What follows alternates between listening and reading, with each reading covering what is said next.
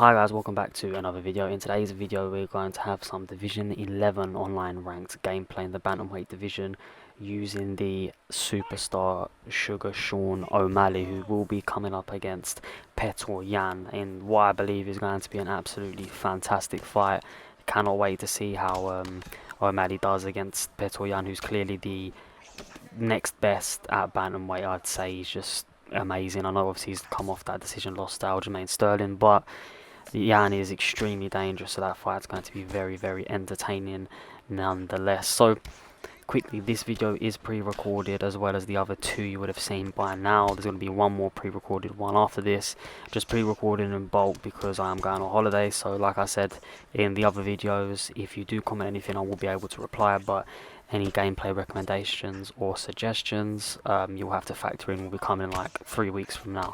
But getting into the gameplay here, the one thing I struggle with O'Malley is not necessarily the grappling. I come up against a lot of grapplers and that's not necessarily my issue.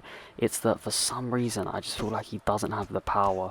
Like in real life you can see that he's got power, or at least the precision emulates that power, but in game I feel like the volume I have to throw at is such a high frantic pace just to keep certain fighters off me. For instance, if you're fighting a technical fight against someone like Cheeto, or let's say Corey Sandhagen, Jose Aldo, it's a lot easier to manage the stamina because your output doesn't really need to be that high. However, when I'm coming up against someone that wants to like stand in my face constantly, for instance a Rob Font or a Petr Yan, someone that's very boxing heavy and just going to bulldoze their way through my block and look to get that knocked out, it's just very, very hard to keep them off you. I mean, you can only be as elusive as possible when utilising the footwork and utilising his reach. It's only a matter of time.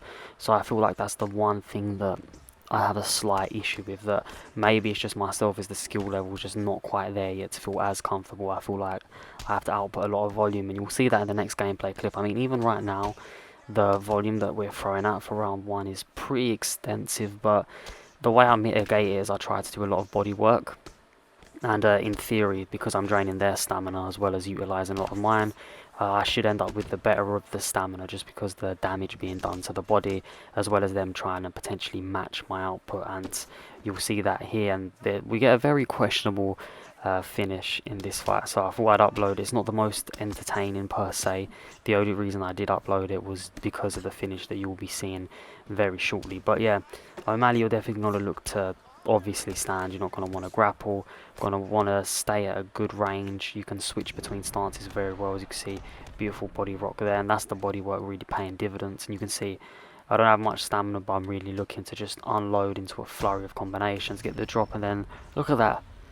Tell me that's not an illegal finish. That has to be illegal. He's a downed opponent and he got front kicked in the head. So yeah, definitely would have got disqualified in real life, but I just thought that was a very interesting finish. I think it's quite funny that it's so evident how the tracking's there. I mean, Rob Font's falling and the kick just instantly tracks straight towards his head. But you know, that's just one of the many issues of the game. Tracking's definitely a big one. But coming up against his actual opponent, who is going to be fighting in real life, Petr Yan. And now Yan is very, very good on the game.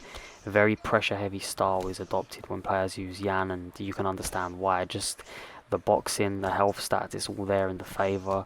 Early on you can see I'm teeing off, trying to work the legs and the body. Whenever I'm close in range, I'm trying to unload in like 4-punch combinations, and that's something that I really picked up off some of my favourite content creators. I'll notice that when someone comes in close, they'll explode into like a 4-punch frenzy. And I used to do this before, but it'd been while moving forward, so often I'd get caught. But if you're actually planted and throw these combinations, you throw them a lot quicker. But you can see early on, really working the legs, really working the body, and I feel like facing Yan is just a matter of time before you get rocked, just because of how good his hands are. So I'm really trying to mitigate how much damage I'm withstanding, trying to keep my head health in a good position as well as body health. As you can see, he's obviously noticed the body work I'm doing. He's starting to retaliate with punches of his own. Try land that uppercut there to deteriorate him from going towards the body, at least for a little bit. But utilising good movement at the moment, Yan is getting away from that roundhouse. And the roundhouse is something you've definitely got to utilise when using Sugar Sean. I mean, just because of how rangy he is, and it does a lot of damage. I try to switch stance so that I can give Yan different looks and try to throw different combinations from different stances, try to be very unpredictable. As you can see, I'm working all types of the leg kicks here. I believe that Sugar Sean has the oblique kick as well, which is something I definitely have to utilize more of, but I tend to use that after my leg health is pretty deteriorated, just because you don't get any sort of a knockback effect from using it. For those of you who don't know, if someone goes to check an oblique kick, they just move out the way, they don't actually check the kick formally, so it doesn't actually do damage to you, it just leaves you slightly vulnerable for a good counter. And you can see that Yan is very well versed, he's got a very good arsenal even when it comes to kicking, as I catch that roundhouse there, but his switch kicks are very, very fast and tend to do a tremendous amount of damage, so that's something early on I'm keeping an eye for. Obviously, we all know when it comes to the boxing, Yan's going to be crisp, and his health stats are very good, so overall just one of the hardest matchups in the division for Sugar Sean. Like I said, definitely for me personally when using him, it's the hardest matchup is coming up against a pressure heavy boxer. A technical fight I'll always be able to fight with O'Malley just because he has the ability to do so, so I don't really find that as much of a threat. And even coming up against the grappler, I don't deem to be the end of the world, I can always deal with that. So it's just the boxers, the sheer amount of pressure. Leg kicks can pose a bit of an issue to O'Malley, even though we saw in his latest fight in real life, which unfortunately ended due to eye poke, that he was checking a lot of Munez's kicks, like he was checking them very, very well. And although some of the judges had that round scored to Pedro, I don't get how they scored that to him. Those checks were doing a lot of damage to him. They were very detrimental, but it just shows that the judges don't really know what they're doing. So if someone is trying to really go after your legs, just make sure you check them. It'll end up doing more damage to them than it will to you. And not only that, make sure to counter with your own leg kicks. Really throw in those leg kicks and just ruin their legs some more, because if you're facing a leg kicker, if their legs are gone, they're going to be in big, big trouble. And that's something that you come up against a lot when using Sean O'Malley, because that's of course how he got stopped by Cheeto in real life. That leg kick hit the nerve, numbed his leg, and then he got the finish from that. But right here you can see that I'm throwing well. Utilising front kicks and teep kicks is very important when using O'Malley, just to get the fight back at range, and it's a tool you can utilise to establish and re-establish your range over and over. If someone's really in your face and you want them back a bit, throw it out there. I normally partner it with a leg kick, because you've gone low, they're going to think you go high, and you can see I've just done it twice there while stance switching to give a different look.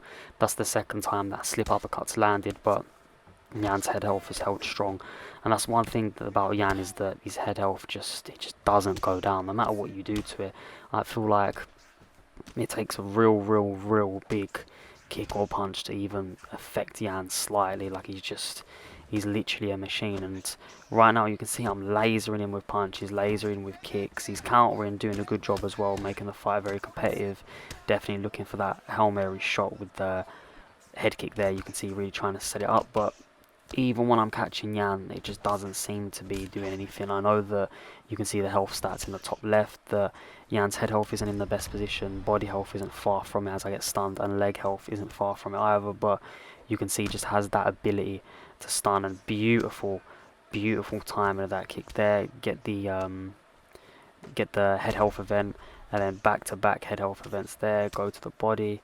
But unfortunately my stamina just isn't there to keep unloading. It's definitely something that I was going to look to do. I mean, when I got the original stun after that kick, I could have thrown a front kick and it definitely would have got a knockdown, because he was crouching down, block was low and head health was low. But I opted for the roundhouse to the body just to play that. I'm in it for the longevity. I know that this fight probably is going into the next round, so taxing that body a fair bit will do me a lot of justice. And that little throw there wasn't purposely to get on top, it was just to drain some stamina. And you can see that just still flowing, even though I've been rocked. Obviously we got the 2 rocks in straight after, which was very important, and just overall doing a very good job of mixing in the combinations, not being too predictable, although some of the same combinations of course are the same thing. It's all about the timing of them. Like a lot of people just throw like a 1-2, but if you stagger the 2, it's off-putting to defend against, and it gives players some real difficulty. So another good round. You can see from the stats it's just such a high output, and I'm doing that just to keep Yan away from me, because I feel like if I'm not throwing that amount of volume, then Yan's just going to bulldoze his way through like a Terminator and go for the glove touch. He didn't get it. He opts for a leg kick, which is, you know, it is what it is. I mean, it's the third round. We've I thought had a good fight so far, and then he done that, so I was like, oh, okay. And I hope this fight lives up to this expectation here, because if the fight's back and forth like this, then the fans are in for a real treat. And yeah, I think he knows, and right now he's down on the scorecards by 2. You can see breaking through the block, withering away at that head health, and doing exactly what he has to do in order to try and get a finish. And yeah, just having a better success rate as it comes to round 3, having a very strong round 3 to start with. But of course, it's not how you start, it is how you finish. And the slipping and avoiding some of those punches is just saving me that little bit, because it helps my block withstand that tiny bit more pressure. You can see he's ducking low a lot, which is something that I'm picking up on, so an uppercut is definitely there. It's very presentable. You see I tried to sneak one in there, does a good job. Rip to the body twice, because the body work is definitely going to pay dividends as the fight goes on. Slip that knee in, because Sugar Sean has great knees.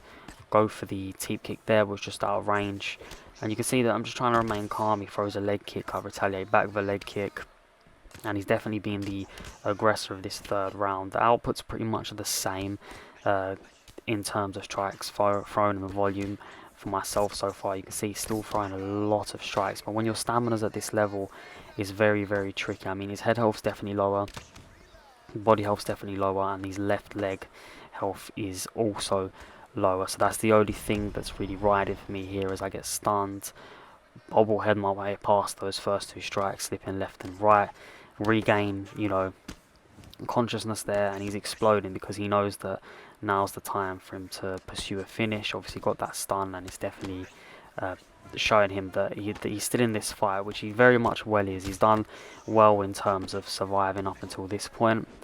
Good utilization of head movement there, and then roundhouse to the body, but just the work done in the prior rounds is just allowing me to just pick away here, even with no stamina myself. So this is why if you're going to throw a high output like I am in these fights, very important that you damage your opponent's body, because as you can see, even though I don't have the stamina level to really explode and look to get those 3-4 punch combinations, just because of where Petr Yan's body health's at, head health's at, and stamina's at, it's just allowing me to get those easy stuns. And that roundhouse somehow doesn't land. I'd like someone to explain that to me, because that was in perfect range and definitely would have resulted in a stun.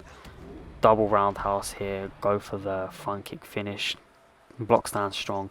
And right now we're the aggressors, get the knockdown, try to get the finish. I wanted to get like a buzzer beater finish, doesn't look like it's going to pan out. Land 2 knees to the body, he's hurt.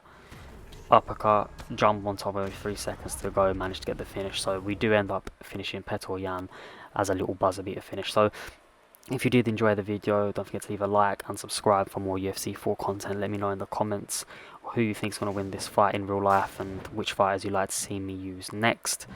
Thank you for the support, and I'll catch you next time.